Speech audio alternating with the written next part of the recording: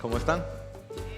Qué bueno es poder pasar tiempo orando como congregación. Y don Zoilo, fenomenal idea de poder orar también como grupito, ¿cierto? Hay veces que tan solo tú te acercas a alguien y le preguntas, ¿qué puedo orar por ti? Y la persona llora. ¿No te ha pasado? Porque tiene tantas cosas pasándole y pensar, hay alguien que está dispuesto a escucharme. Bendito sea Dios. Gracias a Dios por la iglesia. Y bueno, gracias también por estar aquí en esta noche, que vamos a estar hablando de un tema que a mí me apasiona significativamente, que es la historia de la Biblia. Lo que vamos a estar haciendo, se lo digo un momentico, pero solo de introducción te digo, no vamos a hablar acerca de la historia del libro, en el sentido de cuándo se escribió como tal, y qué pasó en Alemania, y qué pasó cuándo llegó a República Dominicana. No es tanto eso, sino la historia que está contenida dentro de este libro, dentro de la Biblia que tenemos. ¿Se ve aquí atrás? Sí. Es decir, lo que vamos a estar hablando es de qué se trata la Biblia. ¿Cuál es lo que se llama en inglés the storyline? O the story, no the history, no la historia antigua, sino de qué se trata, cuál es la trama de la Biblia. ¿Te ha pasado alguna vez que tú estás escuchando una historia, estás escuchando a alguien hablando, y como que tú solo escuchas pedazos y no puedes entender qué es lo que la persona está diciendo? Tú sabes que es verdad. Tú estás en un avión, estás sentado y 2 asientos detrás de ti hay alguien que está hablando de que tiene un problema con su esposo, pero tú no conoces al esposo, pero como que en el momento no había más nada que hacer. Y cuando tú estás escuchando y el tema como que se pone bueno, de pronto viene la azafata y te pregunta, ¿usted quiere Coca-Cola? Sí, gracias, estoy escuchando. ¿Tú puedes entender una historia si solamente escuchas la mitad? Sí, pero es difícil, ¿no es cierto? O a algunos de ustedes les ha pasado que tú ves una colcha, un edredón, y tú lo miras y está como feo, y no se entiende bien qué es lo que debería hacer, hasta que tú lo volteas, te das cuenta que estaba al revés, y entonces por eso no se entendía. O te hago otra pregunta, ¿se pudiera resolver un rompecabezas si tú no tienes la pieza de referencia, es decir, la imagen? Sí, se puede, pero da mucho trabajo, es bastante difícil, ¿no es cierto? Porque tú necesitas la idea completa, tú necesitas ver las cosas desde arriba para así poder entender qué es lo que estás haciendo, qué es lo que tienes delante. Tú necesitas escuchar la historia completa, o por lo menos conocer los personajes, para poder entender eso que estás escuchando, que tal vez no es lo más piadoso, pero en el avión no había más nada que hacer, entonces ahí te quedaste escuchando. La idea es esa. Como si fuera una colcha o un edredón, la escritura está dividida en muchísimas partes, tiene muchísimos capítulos, muchísimos versículos, muchísimos libros, y aún tiene 2 grandes divisiones que sin embargo están conectadas una con la otra. Pero yo necesito entender cómo es que se conectan, o mejor dicho, poder ver la foto completa desde arriba para poder entender, poner cada cosa en su lugar. O quizás más fácil de entender, la escritura, la Biblia, es como un rompecabezas. Que si yo no logro ver la imagen completa, yo no puedo entender cómo es que cuaja, cómo es que cae, dónde es que va cada cosa. El propósito de esta serie, de estos 2 miércoles, hoy y dentro de 2 miércoles, es poder entender un poquito cuál es la historia completa de la Escritura. ¿Quién es el personaje central? Yo sé que esa se la saben. ¿De qué es que se trata? ¿Dónde va apuntando? ¿Cuál es la autopista principal? ¿Cuál es el mapa topográfico? ¿Cuál es el Google Maps para poder entender la Escritura completa? Y para no ponértela muy difícil, yo te lo doy ahora mismo. La historia de la Biblia se resume en esos 4 puntos. Ese es el resumen más básico, es el mínimo común denominador de toda la historia de la Biblia. La Biblia se trata de creación, caída, redención y consumación. ¿Habías escuchado eso ya? Esa es la historia de la Biblia. Creación, caída, redención y consumación. Y como la Biblia es palabra de Dios, eso no es solo la historia de la Biblia en general. En casi cada historia bíblica hay un poquito de todo esto también. Hay un poquito de creación, de caída, de redención y de consumación. Pero te voy a dar una definición un poquito más larga, más extensa, basada en esto, de cuál es la historia de la Biblia, de qué se trata. La historia de la Biblia es la historia del Dios creador que redime a su pueblo rebelde, creador, redime a su pueblo rebelde del pecado y de qué más, de las consecuencias del pecado a través del sacrificio del mediador, de donde viene la redención. Ese mediador es Dios hecho hombre, para llevar a esta humanidad a la mejor realidad posible. Dios creador redime a su pueblo rebelde del pecado. Eso se trata, perdón a los que estaban tirando fotos. Esa es la historia de toda la Biblia. Ese es el todo de la Escritura. Ahora, como tú seguro sabes, la Biblia está dividida en dos grandes partes, Antiguo Testamento y Nuevo Testamento.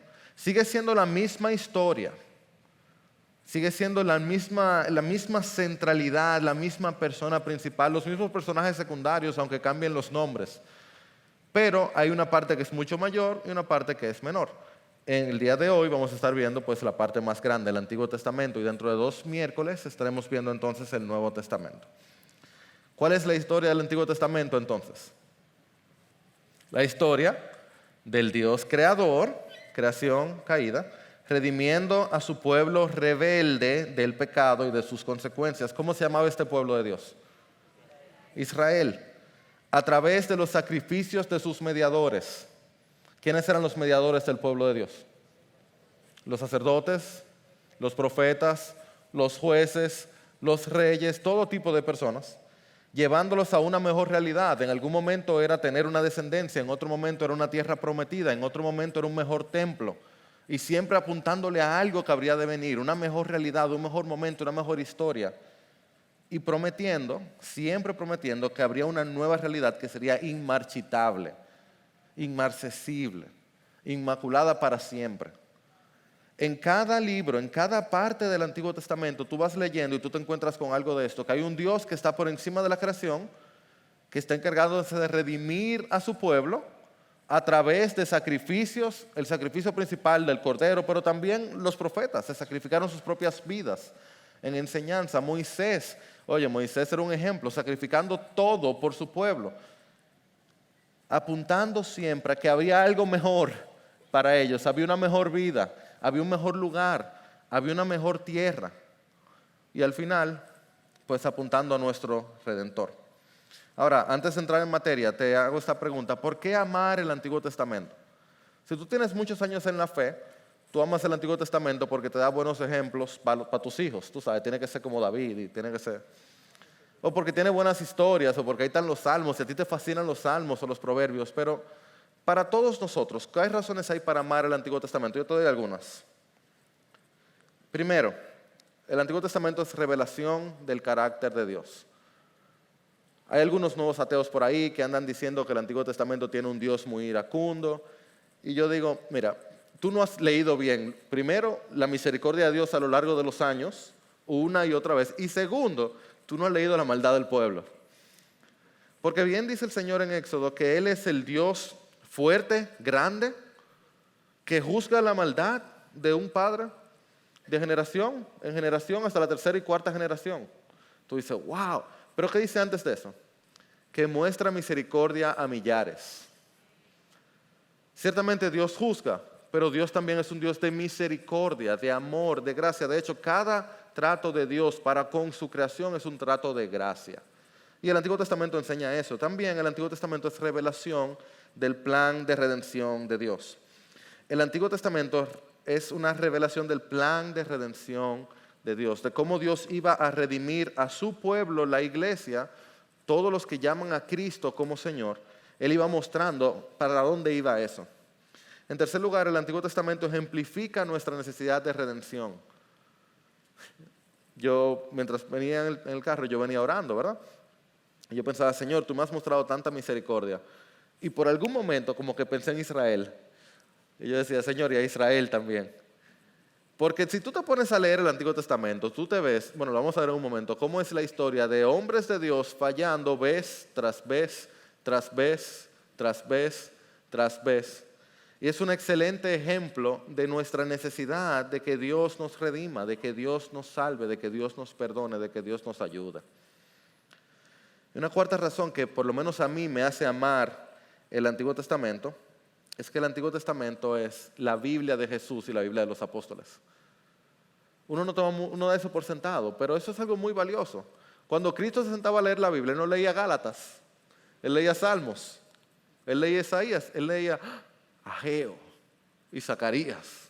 Esa era la Biblia del Señor. Y cuando Pablo escribía diciendo, porque la Escritura dice, Pablo está citando el Antiguo Testamento. Es más, toda Escritura es inspirada por Dios, ¿no es cierto? ¿Conocen ese versículo? Y útil para enseñar, para redarguir. ¿De qué tú crees que estaba hablando Pablo principalmente? Del mismo Antiguo Testamento. Claro, él sabía que lo que él estaba escribiendo era Escritura, pero lo que más tenía la gente en su momento, por miles de años, era el Antiguo Testamento. Entonces el Antiguo Testamento es la Biblia de Jesús. Y por supuesto, antes de avanzar y otra vez entrar en materia, hay que dar algunas ideas generales del Antiguo Testamento. Lo principal son 39 libros.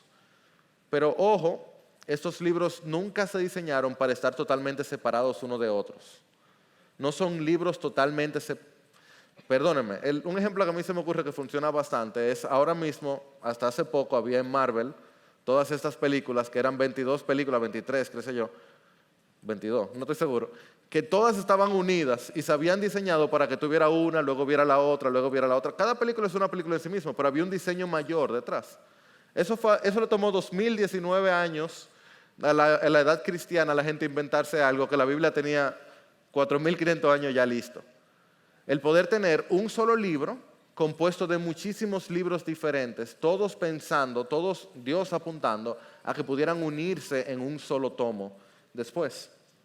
Ahora, este mismo libro, el Antiguo Testamento, compuesto por 39 libros, está lleno de diversos géneros, y eso es algo de lo que uno aprecia. Hay libros históricos, hay libros proféticos, hay libros de poesía, hay leyes, hay genealogías que yo sé que a todos les encantan, hay canciones que no son los mismos que los salmos también. Y este Antiguo Testamento fue escrito por más de 25 autores, mayormente en hebreo, y en unos 1000 años. 1000 años. Yo sé que ahora está muy de moda esta foto, esta aplicación que te hace ver más viejo ahora. 30 años, 40 años más viejo y te ves totalmente diferente. Imagínate lograr que una historia que se empiece hoy tenga su final en 1000 años. Y que lo que tú vas leyendo en el medio tenga sentido, tenga coherencia, como que te guste. Y próximo episodio, 70 años. Y el próximo episodio, en 400 años. Y tú dices, ¿quién puede hacer algo así? Pero tú te sientas hoy y empiezas a leer Génesis. Tú empezaste en la creación. Y cuando tú vienes a ver, tú estás en Mesopotamia. Y seguiste leyendo. Y cuando tú vienes a ver, tú estás en Israel. Y tú dices, ¿cómo? Y ni cuenta te das. Bueno, porque el autor es Dios.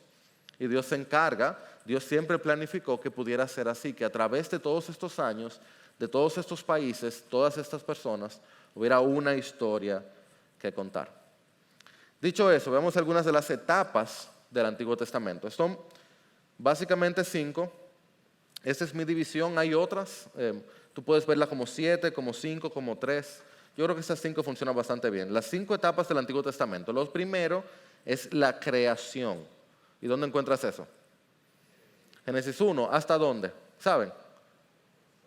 Los fundamentos de la creación, de todo lo que conocemos hoy, es Génesis 1 hasta Génesis 11. Es la primera parte de la Biblia que pone como la base, el fundamento, el cimiento de todo lo que sigue. Luego de ahí tenemos la etapa de los patriarcas, que empieza en Génesis ¿qué? 12, y más o menos termina en Génesis 50 o en Éxodo. Depende de cómo tú lo veas. Y de es donde vemos la promesa de elección de Dios para con su pueblo. ¿A quién fue dada esa promesa primero? A Abraham, que dijeron que en su descendencia serían benditas, ¿quiénes? Pero Pablo sabiamente dice que esa descendencia fue en singular, no en plural, porque Dios tenía algo en la mente mientras estaba dando esa promesa. En tercer lugar tenemos el Éxodo, el tiempo de la redención de la esclavitud. Y eso viene desde el libro de Éxodo hasta más o menos el libro de Jueces, final de Jueces por ahí. Todo un tiempo donde Israel tenía que salir de la esclavitud de Egipto hasta llegar a la tierra prometida y asentarse. Una cuarta etapa es la etapa de los reinos. En la etapa de los reinos lo que tenemos es un Israel unido. ¿Cuál fue el primer rey de Israel? Bajo Saúl, que luego llega el rey de la promesa que fue, y luego el hijo de David fue Salomón. Vamos bien, excepto que Israel en su orgullo, por eso lo llamo aquí triunfo y caída de la nación israelita, en su orgullo Israel se separa en dos grandes grupos. ¿Se acuerdan de eso? ¿Sabían eso, verdad? Las 10 tribus se van arriba y se llaman Israel, y las 2 tribus se van abajo y se llaman Judá. Y ahí tú tienes entonces casi todo el resto del Antiguo Testamento, una muy buena parte, que lo incluyen tanto reyes como crónicas, pero también gran parte de los profetas van mostrando qué estaba pasando en el reino del norte, Israel, y el reino del sur, Judá. Y una quinta y última parte es el periodo del exilio y post-exilio. Dios había dicho, si siguen como van, los voy a castigar. Y ellos dijeron, ay Señor, sí, perdónanos, y seguían como iban. Señor, sí, perdónanos, y seguían como iban. Entonces Dios castiga a Israel, la tribu del norte desaparece, o los pueblos del norte desaparecen en el año 722, y el sur, antes de Cristo, y el sur desaparece finalmente en el 586 antes de Cristo. Pero Dios, que es rico en misericordia y grande en amor, había prometido, y como Dios todo lo que promete lo cumple, había prometido que Él traería a su pueblo de vuelta. Y entonces tenemos a los profetas hablando, se van pero vuelven. Y luego tenemos un par de profetas diciendo, vamos que volvemos. Y luego un par de profetas, llegamos, ¿y ahora qué hacemos? Y ahí tenemos los profetas menores, particularmente Ageo, Zacarías y Malaquías. Y también tenemos a 2 personajes muy importantes, Nehemías y ¿quién era el otro? Esdras. Esta iglesia está muy bien. Dicen, yo me sé esto, Jairo. Qué bueno. Quizás esto no te lo sabes. Hay 3 movimientos en cada historia del Antiguo Testamento. 3 movimientos, 3 cosas que siempre suceden o están sucediendo en cada historia dentro de la gran historia. En primer lugar es elección, segundo lugar es transgresión y tercer lugar es redención. Y siempre se relacionan, el triángulo de los movimientos del Antiguo Testamento. Una pregunta, en elección, ¿quién actúa? ¿Quién tú crees? Dios. ¿Y en transgresión? El hombre. Algunos dirán, bueno, o los demonios, sí, pero la historia de la Biblia no es una historia de los demonios, ni es una historia de Satanás ni de los ángeles. Eso es importante decirlo. Aunque se mencionan los demonios y los ángeles, siempre se mencionan en relación con el hombre y en su relación con Dios, porque no se trata de ellos, es la historia de Dios con los hombres, del Dios creador con sus criaturas en nosotros. Y en tercer lugar, la redención, ¿quién la hace? Dios. Si tú ves ese triángulo de movimientos, entonces, ¿tú te imaginas quién es el personaje principal? Es Dios. Se trata de Él. Pero luego tengo 3 enfoques en cada historia y cada momento del Antiguo Testamento. El primer enfoque es la humanidad, el segundo enfoque es Israel y el tercer enfoque es individual o en individuos particulares. ¿Por qué eso es importante? Lo vamos a ver ahorita en ejemplos. Porque hay cosas que Dios hace para todos los hombres. Hay cosas que Dios hace para Israel de manera específica y hay cosas que Dios hace para algunos individuos de manera particular. Y un error común de nosotros sin darnos cuenta es esperar que Dios actúe conmigo, con Jairo, esa es mi barba, que Dios actúe conmigo como Él estaba actuando con Israel. Y yo quiero aplicarme promesas y hacer cosas que eran específicas de Dios actuando para con su pueblo en ese momento. Y un error que cometía Israel regularmente era pensar que ellos eran mejor que toda la humanidad, lo cual no solo implicaba que Dios lo iba a bendecir, sino que Dios no los iba a juzgar como le tocaba. Dicho eso, entonces, para entender el Antiguo Testamento, se me dañó esto aquí, pero no importa, ustedes se entienden. Para entender el Antiguo Testamento debo tener esas 3 cosas en mente: los movimientos, los enfoques y la historia general. Movimientos, elección, ¿quién la hace? Transgresión, ¿quién la hace? El hombre, ya sea la humanidad, ya sea Israel o sea un individuo. ¿Y la redención, quién la hace?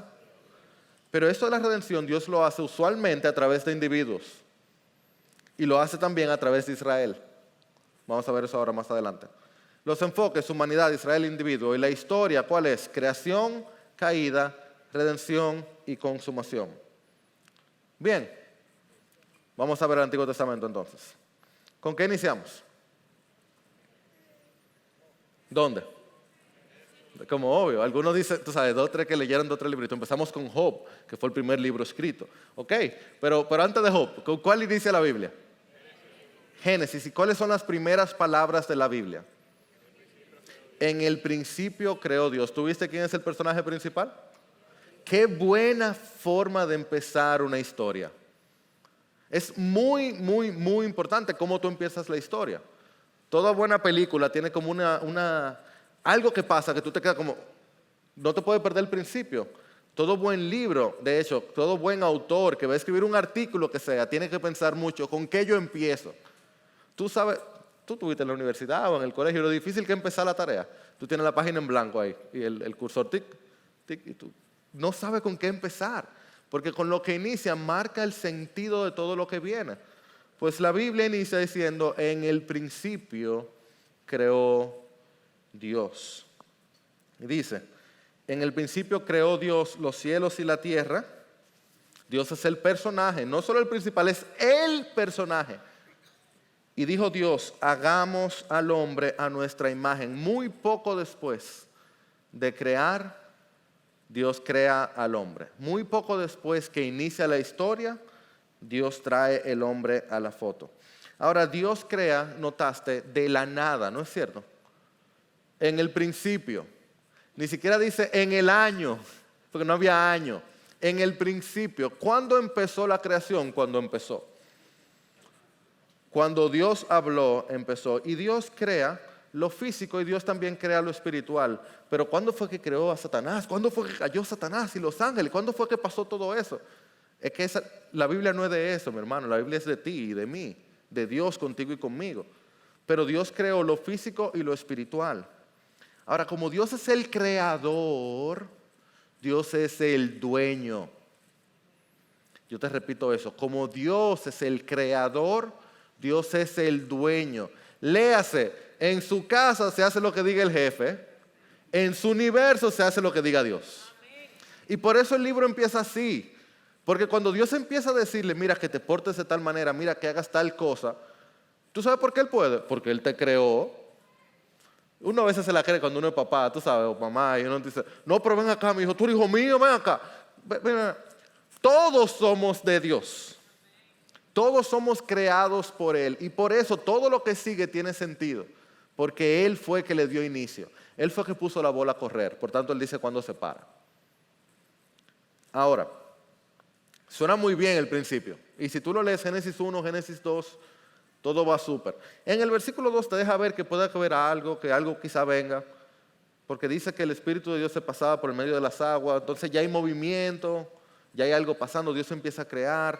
Había oscuridad, dice el versículo 1. ¿Cómo así? Oscuridad, vacío. ¿Qué está pasando? No, todo bien. Todo súper bien. Dios crea al hombre súper bien. Todo va súper. Y Él crea a Adán y Eva. Y Adán y Eva están ahí en el jardín. Y todo, se está moviendo, sí. Y todo va súper. Y Él puso un árbol, uno. Le dijo, todo esto es tuyo. Donde tú puedas ver, eso es tuyo. Estoy de una finca grande alguna vez. Esta es la real finca. Gigante, todo eso es tuyo, menos ese árbol. Y ellos deciden hacerle caso a este personaje oscuro y extraño y deciden tomar de ese fruto, de cual sea que sea el fruto. Y desde que lo hacen empiezan los conflictos entre ellos. Y desde que lo hacen empiezan los conflictos entre todos los seres humanos. Y desde que lo hace empieza el problema en la historia. Tú dirás, pero ¿por qué tomó de la fruta Adán? Pero yo no tuve nada que ver con eso. Yo te digo una cosa, hermano. No es mi propósito en esta noche, pero solo te recuerdo. Adán, que nunca había pecado, pecó. Eva, que nunca había pecado, pecó. Tú, que siempre estás pecando, vas a pecar. No creas que a ti te hubiera ido mejor que Adán y a Eva. No creas que tú lo hubieras hecho mejor que ellos. Entonces el pecado entra al mundo por la desobediencia de los hombres. Pero, dice Génesis 3, pero, y esto es importante, cada vez que en la Biblia tú digas, pero Dios, viene algo bueno. Aunque sea un juicio, viene algo bueno. Pero el Señor Dios llamó al hombre. el Señor Dios llamó al hombre. ¿Tú crees que ese llamó no tiene algo que decirte? Adán y Eva peca y Dios llama. Cuando estaba todo vacío, Dios habló y creó. Cuando el hombre pecó, Dios habló una vez más, lo llama. Y el Señor Dios dijo a la serpiente, ese es uno de los versículos más importantes de toda la Biblia, Génesis 3:15, pondré enemistad entre tú y la mujer, y entre tu simiente y su simiente. Él te herirá en la cabeza, y tú lo herirás en el talón. ¿Notaste cómo se habla en singular? La simiente te herirá en la cabeza. Él te herirá en la cabeza, aunque tú lo vas a herir en el talón. Tú sabes qué forma tiene esa herida, ¿verdad? La herida del talón tiene forma de cruz. ¿Tú sabes qué forma tiene la herida de Satanás en la cabeza? Tiene forma de esta iglesia. De todos estos hombres y mujeres que tranquilamente se sientan y oran delante de Dios, que luego de haber pecado, luego de saber, de tener el temor a la muerte, ahora conocen a su Salvador y ahora pueden tranquilamente ir delante de Dios porque Satanás perdió. Porque lo que él quería era que Adán y Eva creyeran ser como Dios. Dios dijo, no, ustedes no tienen, no need for shortcuts, no necesitan atajos. Yo mismo los voy a hacer participar de mí a través de mi Hijo. Así que la herida de Satanás en la cabeza tiene forma de esta iglesia. La herida de Satanás en el talón de Jesús tiene forma de cruz. Pero no acaba ahí, sino que el Señor Dios hizo vestiduras de piel para Adán y su mujer y los vistió. Dios eligió a Adán y Eva, decidió actuar con Adán y Eva. Adán y Eva pecaron, ¿recuerdan el triángulo?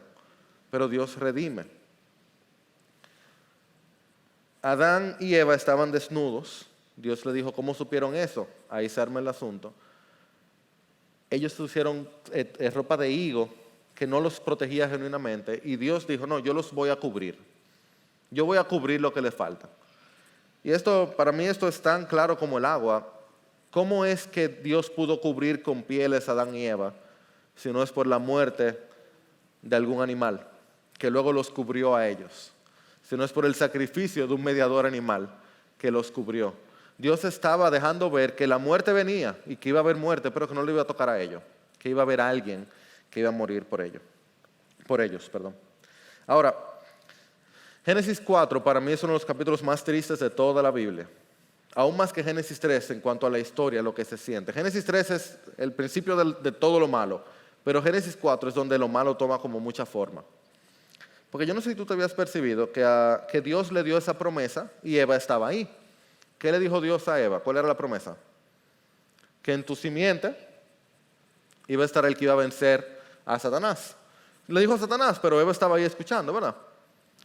Eva sabía que de ella, de su simiente, de la simiente de Adán, iba a venir un redentor, ¿verdad? Y Eva tiene un hijo, ¿no es cierto? ¿Cómo se llamaba su hijo? Caín. Imagínense una mamá primogénita, o sea, primeriza, teniendo un hijo que solamente tiene en sus hombros la carga de ser quien iba a vencer a Satanás. Oigan algo, cuando Dios saca a Adán y Eva del jardín, aunque ellos no estuvieran ahí, en su mente, cada vez que Adán estaba sacando una fruta y le tocaba una espina, cada vez que Eva quería hacer algo y tenía que someterse a su marido de manera pecaminosa, no como las mujeres en el espíritu pueden someterse a sus esposos, cada vez que eso pasaba, yo me imagino a Eva recordando, a Adán recordando cómo eran las cosas allá atrás, y de pronto llega Caín, que ahora suena mal, pero en aquel momento, qué bendición, llegó mi hijo. Y por si acaso tengo otro, Abel. Uno de estos dos, pero probablemente Caín. Caín va a ser el que va a redimirnos. Caín va a ser el que va a vencer a la serpiente. Pensaba Eva. Pensaba Adán. Quizás pensaba Caín. ¿Fue eso lo que pasó? El primer intento de encontrar este redentor fue un fracaso total. Caín no solo no terminó sanando, salvando la creación, Caín terminó haciéndola peor, asesinando a su propio hermano. ¿Tú puedes imaginarte eso? Y luego tú tienes que, tienen que enterrar a su hijo, tienen que ver a su otro hijo salir, enterrar a Abel, ver a Caín salir, y tienen a Set como sustituto. Yo imagino pensando, Eva, bueno, este sí, No se medió con Caín, no se medió con Abel, pero Set será. Y entonces viene para mí otro de los capítulos más tristes de la Biblia, Génesis 5. Si tú vas ahí, a Génesis 5, puedes ir en tu Biblia si quieres un momento. No lo voy a leer, pero tú lo lees y tú dices, ok, Jairo, es triste este capítulo, sí, porque está lleno de nombres. Esa genealogía, la primera genealogía de la Biblia. Y tú dices, me tocó otra vez, y tal persona tuvo a tal persona. Y tal persona tuvo a tal otra persona. Más lo voy a buscar, lo voy a poner en pantalla. ¿Sí se ve? Bueno, se ve mi esposa ahí, pero... Génesis 5, miren esto. Empiezo. Descendientes de Adán, la lista de descendientes, muy bien. Dios crea, se recuerda todo lo que pasó.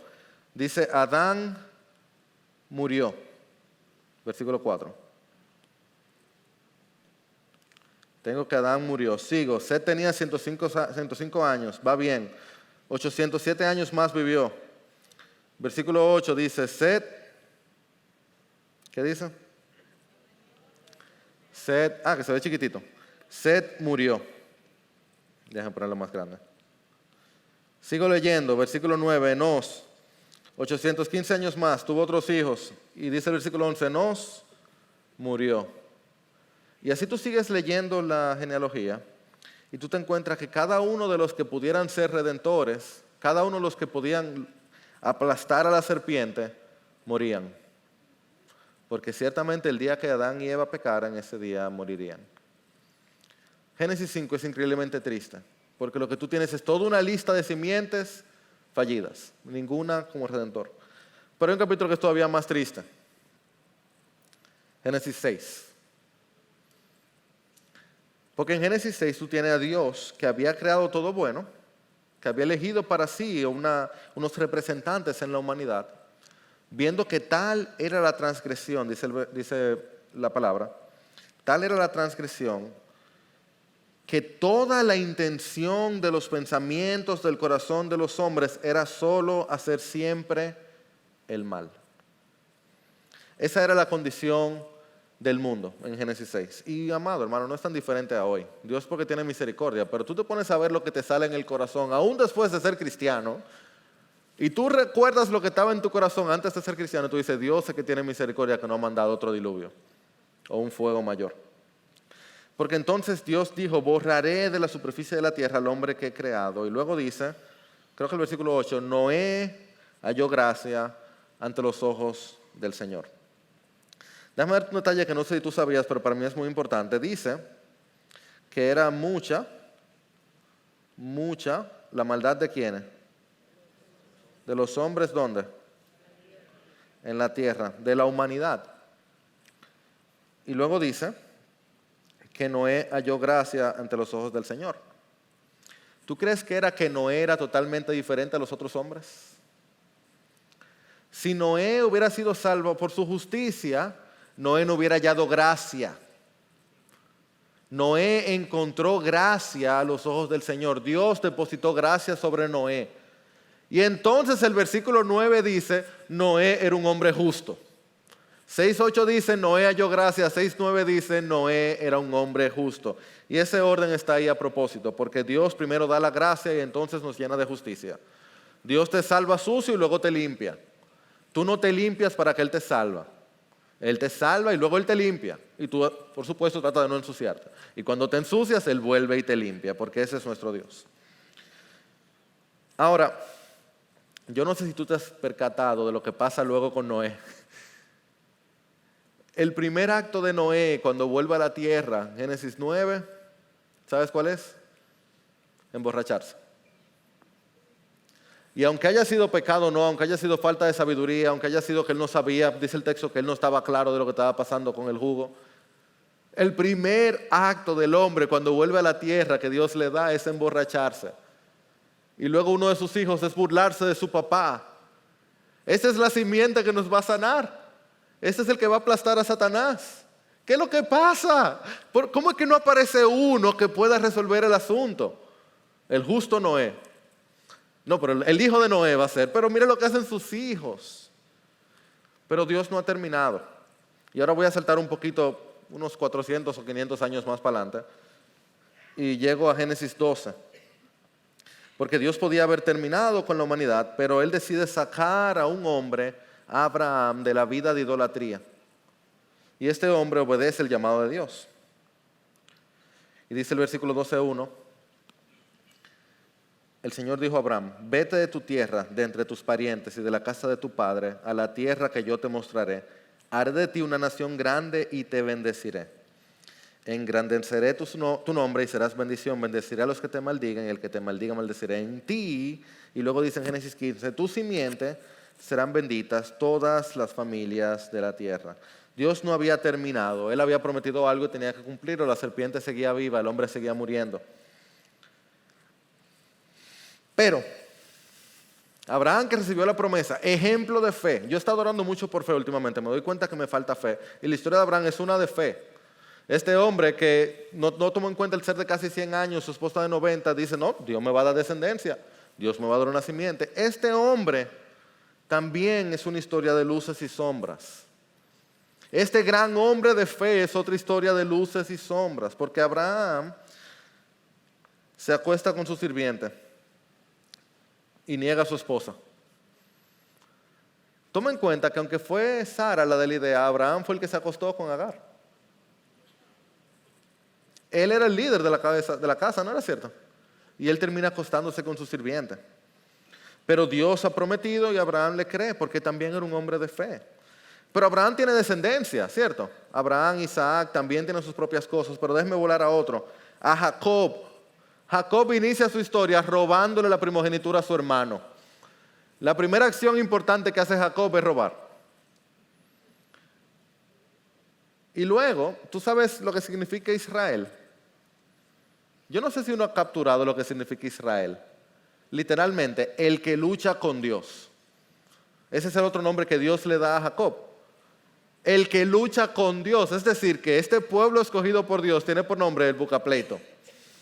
El que pelea conmigo. Y sin embargo, Dios honra su lucha. Él honra su decisión de mantenerse con, si no me bendice, no te dejo.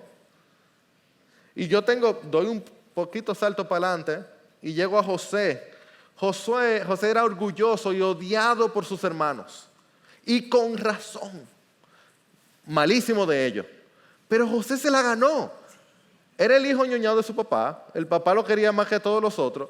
Y agarra a uno de los más chiquitos y compra esta túnica increíble, arma esta túnica increíble y se la da. Y su hijo anda para arriba y para abajo con su túnica de muchos colores. Imagínate los hermanos diciendo, a este le toca la mejor comida, le toca la mejor ropa. Y José entonces tiene un sueño, el soñador. Como todos sus hermanos se postran ante él. ¿Tú te imaginas? Y sin embargo, es a ese José a través del cual Dios trae salvación al pueblo de Israel. Como que Dios siempre tiene que trabajar con gente rota. Porque Él actúa, elige, y viene, le da chance al hombre de hacer algo, y el hombre lo que hace es que le embarra más, y entonces él tiene que arreglarla, y vuelve otra vez, actúa o elige, y vuelve otra vez, y vuelve otra vez. Pero mira, de José iba a salir alguien increíble. Lo único que pasan 400 años. Y entonces vamos a Éxodo y saltamos a este hombre. Lo conocen, ¿no es cierto? Moisés.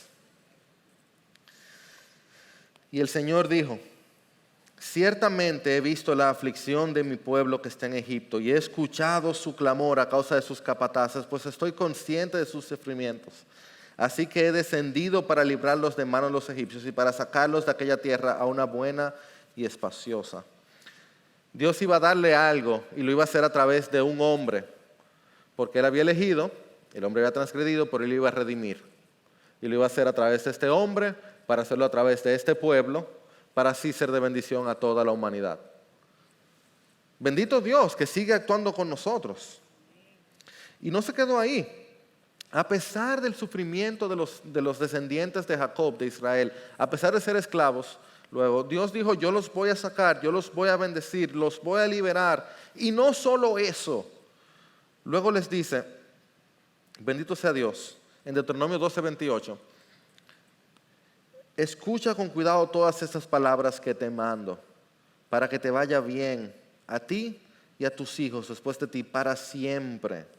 Escucha, yo te voy a decir qué hacer. Un poco antes en Éxodo 20, ¿qué hace? Le baja unas tablas con mandamientos escritos de la mano de Dios. Él mismo se encargó de escribirle lo más básico la constitución de Israel, esos 10 mandamientos. Sigan esto y les va a ir bien. Claro que si conoces la historia, 2 capítulos más para adelante, Moisés baja y rompe la tabla por la idolatría increíble que está sucediendo en su pueblo. Idolatría presidida por el hermano de Moisés, su sacerdote, Aarón. Entonces rompe las tablas, se acabó las tablas, Dios no ha hablado, pero pasan unos años y Dios una vez más da las tablas y le dicen, hagan esto, óigame, no se lo voy a poner tan difícil, 10, sigan estos 10. Él sigue comprometido con el cambio de su pueblo, Dios seguía comprometido con ver a su pueblo comportarse correctamente. Dios quería ver a alguien que pudiera aplastar la serpiente. Pero déjame decirte que ese Moisés, el cual no hay hombre más grande en todo el Antiguo Testamento. No hay persona más grande en todo el Antiguo Testamento. El Pentateuco solo escrito por Moisés es más grande que el Nuevo Testamento. Tú dices, este hombre increíble. Oye, el hombre más manso de toda la tierra se aira, peca y no puede entrar. En Deuteronomio 34 dice, le dijo el Señor a Moisés, esta es la tierra, se le enseña, que juré dar a Abraham, a Isaac y a Jacob. Yo la daré a tu descendencia. Él en su misericordia dice, te he permitido verla con tus ojos, pero no pasarás a ella. Y allí murió Moisés, siervo del Señor, en la tierra de Moab. El mejor hasta ahora, el único que podía pelear con Adán, ni siquiera pudo entrar a la tierra. Y luego yo entro al ciclo de los jueces. Y este es el ciclo de todo el libro de jueces. Aunque Josué tiene algo muy similar, aunque todo el Antiguo Testamento tiene algo muy similar. Jueces 3, del 7 al 12, lo enseña clarito. Pasa lo siguiente, el pueblo de Dios se aleja de Dios. Por cualquier razón. Dios juzga a ese pueblo entregándolos a sus enemigos. El pueblo de Dios, al sufrir, se vuelve a Dios. Dios enviaba a un juez, ya sea Otoniel, ya sea Sansón, ya sea cualquiera. Ahí depende de cómo lo cuentes, 12, 14, 7, diversos jueces en Israel. Cuando llega este juez, hay un periodo de paz. Y en la paz, el pueblo se aleja de Dios. Y se repite el ciclo una y otra vez. Y ese es todo el libro de jueces y en gran parte esa es la historia de Israel.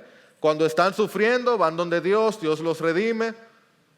Están tranquilos, se olvidan de Él, Dios juzga, sufren, vuelven y sigue y sigue y sigue. Lo único es que tanto en jueces como en el mismo Antiguo Testamento, estos círculos, voy a dañar esto, este círculo que vemos aquí, se va volviendo como concéntrico y hacia abajo. Cada vez más el pueblo cae en algo peor. Hasta que al final, en los últimos 2 capítulos de jueces, en los últimos 3 capítulos, ocurren algunas de las cosas más horrendas de toda la historia, entre sacerdotes. Ellos hacen cosas tan horrendas que ellos mismos no se la creen. Y es tan feo lo que hacen que no quiero ni mencionar. Lo que luego dicen es que lo que le toca a esta tribu mía, que hizo cosas tan feas, es que la acabemos todita. Y ni se atreven a pasarle la raya de lo malo que es lo que han hecho. Y ese es el pueblo con el que Dios trabaja.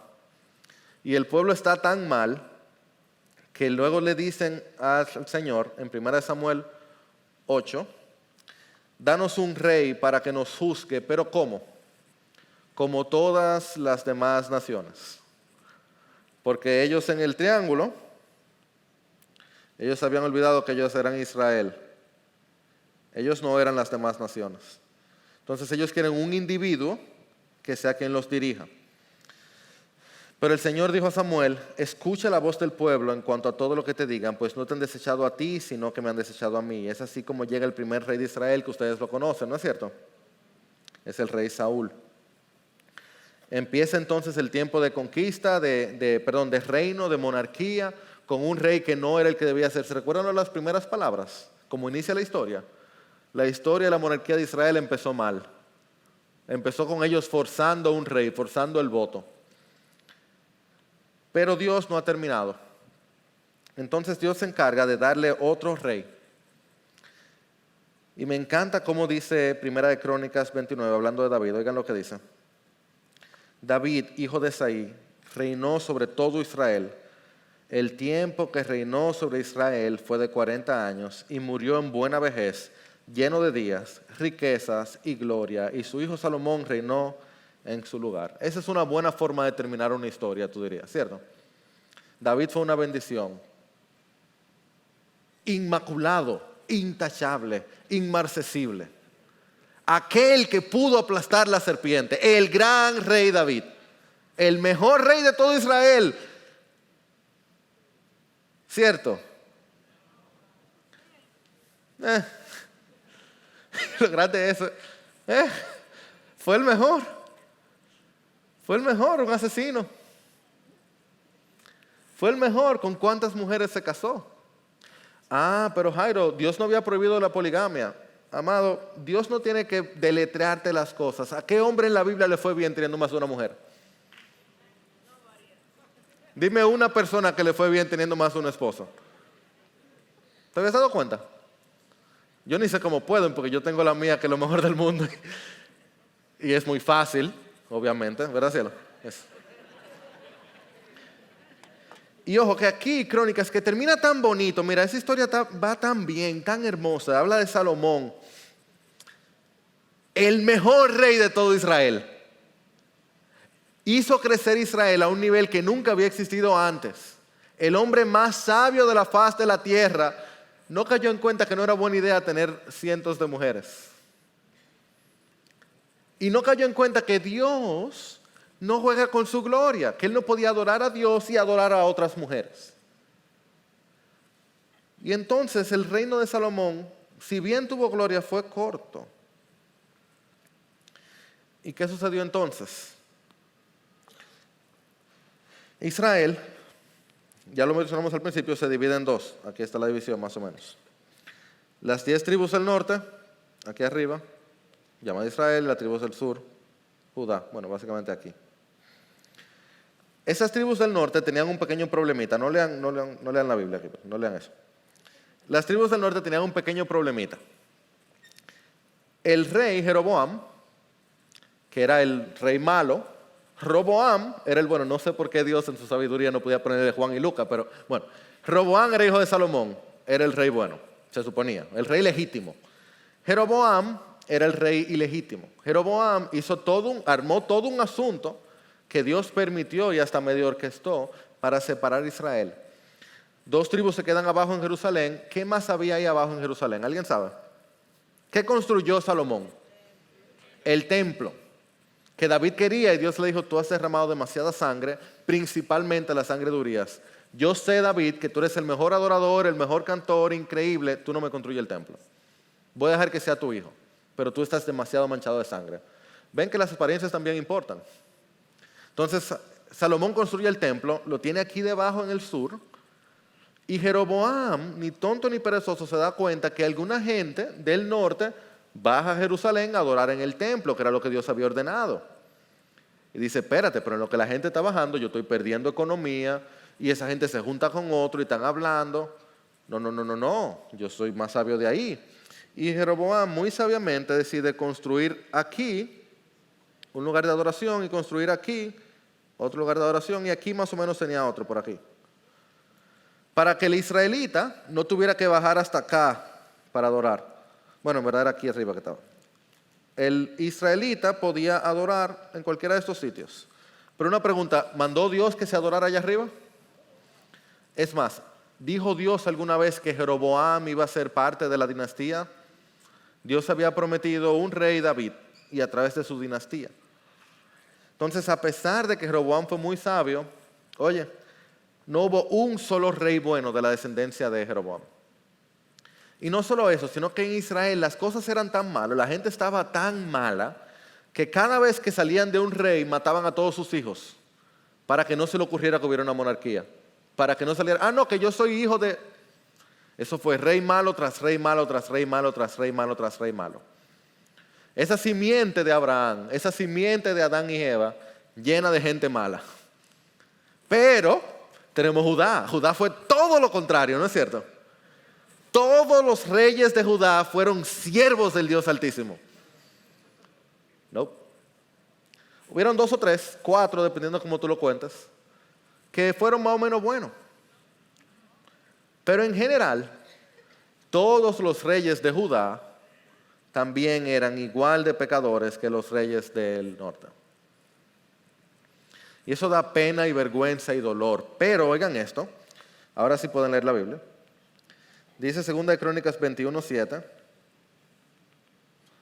Joram anduvo en el camino de los reyes de Israel, o sea, era un pecadorazo, tal como había hecho la casa de Acab, pues la hija de Acab era su mujer.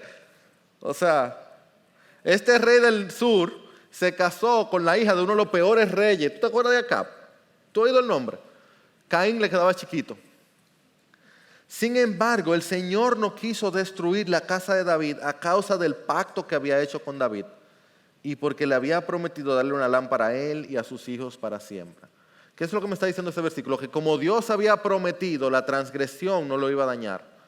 Él se iba a encargar de arreglarlo. Y habría un hijo de David que sí iba a ser el rey bueno. Pero el pecado tiene consecuencias. Y las consecuencias para Israel serían graves.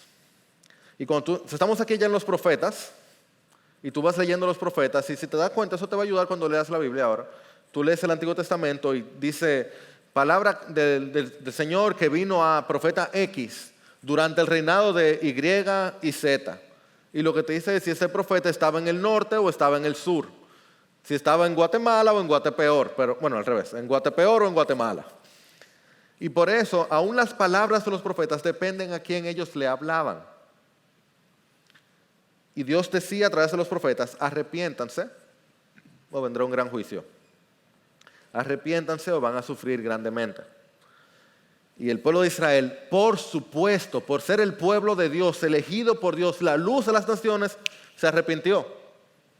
Y ahí no hubo problema, ¿cierto? Pero si son el pueblo de Dios, ¿cómo es que pecan tanto? Porque son el pueblo de Dios, no el Dios del pueblo. Y en el año 9 de Oseas, el rey de Asiria tomó Samaria y se llevó a Israel al desierto en Asiria. Esto sucedió porque los israelitas habían pecado contra el Señor su Dios. El Señor amonestaba a Israel y a Judá por medio de todos sus profetas y de todo vidente, diciendo, vuélvanse de sus malos caminos y guarden mis mandamientos. Sin embargo, ellos no escucharon, sino que fueron tercos y desecharon sus estatutos. Y amado hermano, déjame tomar un momento para decirte, yo me lo digo a mí también. ¿Acaso Dios ha puesto a alguien en tu vida como profeta, diciéndote no sigas por ese camino? Deja eso. Quizás ha sido este mismo púlpito. Definitivamente ha sido tu tiempo en la palabra si todavía lo tienes. Amado hermano, Dios es muy paciente. Muy paciente, Él no se mueve como nosotros, Él espera, Él te anima. Pero amado hermano, Dios es muy poderoso también. Y si para quitarte el pecado Él tiene que arrancártelo, Él lo va a hacer. Y una cosa es que tú lo sueltes y otra es que Él te lo arranque. Así que en esta noche, si hay algo en tu cabeza que estás pensando, haz caso, escucha y desiste de tu mal camino. En el poder del Espíritu. Amén. Pero Israel no lo hizo. 722 Israel cae, como ya les mencioné, unos 140 años después cae Jerusalén también. A pesar de las repetidas advertencias, ellos caen y las murallas son derribadas e Israel básicamente desaparece.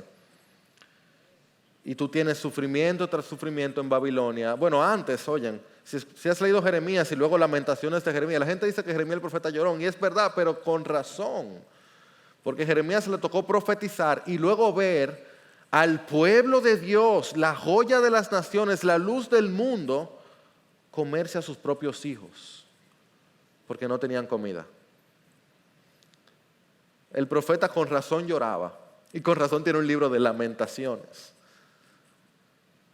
Pero Dios, que es grande en misericordia, dijo, yo los voy a salvar. Yo voy a arreglar esto. Eso es lo que Dios hace. Él arregla, Él resuelve, Él mejora. Y Él lo hace. Y el pueblo vuelve. Y Dios mueve el corazón de un rey pagano para no solamente que Israel vuelva armado, vuelve con dinero, vuelve con joyas y vuelve a su pueblo, a su tierra. Y no solo eso, construyen otro templo. Lo logran y arman un templo. Y Dios levanta al profeta Ageo que dicen, oigan, no es para que ustedes tengan su casa ahora muy bonita y mi casa pasando trabajo. Levanten mi casa, arreglen mi templo. Y Dios levanta a Nehemías, este servidor del imperio, y lo usa para poder guiar a este pueblo. Y junto levanta a Esdras, una de las personas más importantes de todo el Antiguo Testamento, de quien no sabemos tanto, excepto que probablemente tenemos el Antiguo Testamento porque Esdras lo cuidó. Ese Esdras se levanta y predica y anima e intercede y se limpia, y Nehemías se faja como el mejor a levantar las murallas y armar todo. Y yo imagino a alguien pensando, este es el líder que necesitamos, este es. Y se levanta oposición y Nehemías le da para adelante junto con Esdras y otros hombres valientes. Y tenemos profecías buenísimas. Hay un sumo sacerdote otra vez. Van bien las cosas, ahora sí va a ser. Excepto que en Nehemías 13, las últimas palabras del profeta, amado hermano, dice Nehemías, acuérdate de mí, Dios mío, para bien. Nehemías termina diciendo, yo le di con todo, Señor. Yo hice todo lo que yo pude. Yo me fajé, yo trabajé, yo oré, yo hice todo lo que pude. Ay, Señor, tenme misericordia. Y tú dices, como que este no es. Como que falta algo. Se necesita a alguien más que pueda redimir a esta nación. Y no solo eso, sino que si tú te vas ahí al Antiguo Testamento y tú te lees el último versículo, oye lo que dice. Acuérdense de la ley de mi siervo Moisés, dice Malaquías, a este pueblo que regresó del exilio, de los estatutos y las ordenanzas que yo le di en Horeb para todo Israel. Yo les envío al profeta Elías antes que venga el día del Señor, día grande y terrible. Él hará volver el corazón de los padres hacia los hijos y el corazón de los hijos hacia los padres. No sea que yo venga y hiera la tierra con maldición. Es decir, que puede pasar otra vez. Pudiera, si no fuera porque yo voy a mandar un profeta. Como en Deuteronomio 18, que venía un profeta. Yo voy a mandar al profeta Elías. Yo voy a arreglar esto. Inmediatamente eso pasó. ¿Cierto? Bueno, si tú lees la Biblia, Malaquías 4, tú pasas la página y pasó. Pero para el pueblo de Israel, tú sabes lo que hubo después de esa última profecía. Y déjame decirte que en este momento, antes habían profetas que la gente no le hacía mucho caso. Okay. Porque los profetas te decían, viene el problema, y la gente estaba en buena. Pero que viene el problema, estaba todo bien. Viene el problema. Pero luego del exilio, esos 3 profetas sí se le hacía caso porque ya habían visto mucho. Y era más pequeño el pueblo y se le hacía caso. Entonces ellos habían escuchado esto, ellos tenían esto muy en mente. Y ellos están diciendo, ok, viene el profeta, vamos a hacerle caso.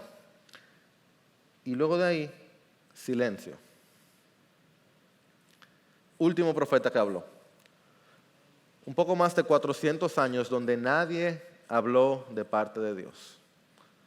Y tú tienes la historia que redacta lo que pasó. Destruyeron ese segundo templo. Una persona sacrificó un cerdo dentro del templo. Israel no sabía qué hacer y se levantaron unos hombres y lucharon, los macabeos, una familia completa que levanta y en vez de restaurar la adoración real, en vez de buscar un descendiente de David, se vuelven ellos los caudillos. Y una vez más, pecado y falta, pecado y falta, pecado y falta, y sin profeta. Lo dice el mismo Macabeos.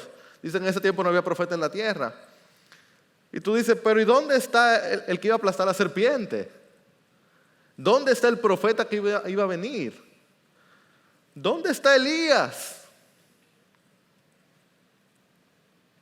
Mateo 1:1, libro de la genealogía de Jesucristo. Hijo de David, hijo de Abraham. Llegó el protagonista. Llegó el dueño de la casa. Porque Dios cuando creó sabía que por más semientes que vinieran de aquí abajo no se podía, que Él mismo tenía que venir y arreglarlo. Él dijo, ustedes no pueden, yo vengo y lo resuelvo. Yo me encargo. Ya tú ves por qué Lucas 24:44 Cristo dice a los discípulos, eso es lo que yo les decía cuando todavía estaba con ustedes, que era necesario que se cumpliera todo lo que sobre mí está escrito, pero el nombre Jesucristo no está. No, el nombre Jesucristo no está, pero la persona está a lo largo de cada página. En la ley de Moisés, en los profetas, y en los salmos. Entonces Dios hace eso con nosotros, les abrió la mente para que comprendieran las Escrituras. Y te doy un detallito, cuando Cristo dice la ley de Moisés, los profetas y los salmos, ¿tú sabes cómo estaba dividido el Talmud, la Biblia judía? La ley, los profetas y las Escrituras, también decida como los salmos. Cristo está diciendo, en cada parte de la Biblia, déjame enseñarle qué es lo que yo estaba haciendo.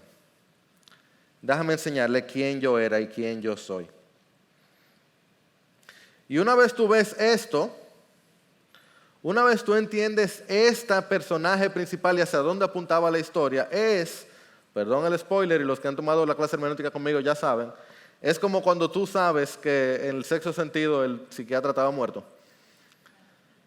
Y el sexto sentido es como del 99, cada vez la gente lo entiende menos. El asunto es que en esta película, al final tú te enteras que el protagonista de la película estaba muerto la película entera y el niño lo podía ver porque el niño podía ver los muertos. Y una vez tú lo ves, tú la ves otra vez la película, pero míralo ahí. Pero claro, mira, nadie habla con él siempre estaba solo. La película empieza con la muerte de él, o eso pareciera. Tan pronto tú lo ves, tú no dejas de verlo y es evidente. Pues de una manera más importante, mucho más profunda, cuando tú entiendes que la Escritura tiene una historia que tiene forma de cruz, tan pronto tú lo ves, tú no dejas de verlo. Te doy un ejemplo del increíble académico Alec Motyer. Él dice esto. La historia de la Pascua o del Éxodo. ¿Qué hubiera dicho un judío? Estamos en una tierra extraña, en cautiverio, bajo sentencia de muerte. Pero nuestro mediador, el que media entre nosotros y Dios, vino a nosotros con una promesa de liberación. Confiamos en las promesas de Dios. Nos refugiamos bajo la sangre del Cordero y Él nos sacó. Ahora estamos de camino a la tierra prometida. Sí, no estamos ahí todavía, pero tenemos una ley que nos guía y a través del sacrificio de sangre también tenemos su presencia en medio nuestro. Así que Él estará con nosotros hasta que lleguemos a nuestra verdadera tierra, nuestra morada eterna. Y los cristianos dicen, amén. Esa es nuestra historia. Esa es nuestra historia. ¿Se acuerdan las etapas? Las etapas del Antiguo Testamento. Jesús es el creador que se introdujo en nuestra creación. ¿Por qué tú crees que Juan 1:1 empieza diciendo en el principio era el verbo? ¿Y te acuerdas de los patriarcas? Pues Jesús era la simiente prometida, la promesa a los patriarcas. ¿Y te acuerdas del Éxodo? Pues Jesús es el redentor de la esclavitud y quien nos da la ley. Quien no solo nos da tablas, Él nos da nuestro corazón de piedra, lo vuelve de carne e inscribe la ley en nuestros corazones. ¿Y te acuerdas de los reyes? Pues Jesús es el verdadero rey de Israel y el verdadero conquistador, aquel que venció el pecado y la muerte. ¿Y te acuerdas del exilio? Pues Jesús fue quien sufrió el castigo y quien nos regresó del exilio de vuelta a Él. Y esa es la historia del Antiguo Testamento. Vamos a orar.